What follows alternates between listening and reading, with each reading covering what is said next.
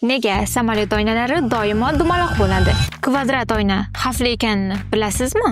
Ko'pchilik bunga hech qachon e'tibor bermaydi, lekin samolyotdagi oyna doimo aylanasimon bo'ladi.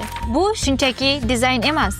Bu yo'lovchilar uchun xavfsizlik xizmati. 1950-yillarda kvadrat oyna bilan jihozlangan samolyot havoda yorilib, qulab tushgan.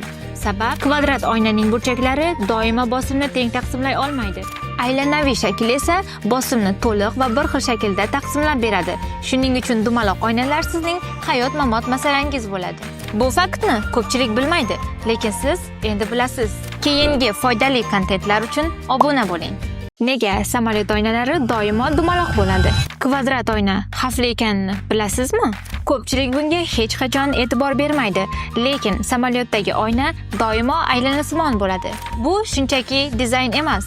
Bu yo'lovchilar uchun xavfsizlik xizmati. 1950-yillarda kvadrat oyna bilan jihozlangan samolyot havoda yorilib, qulab tushgan. Sabab kvadrat oynaning burchaklari doimo bosimni teng taqsimlay olmaydi. Aylanaviy shakl esa bosimni to'liq va bir xil shaklda taqsimlab beradi.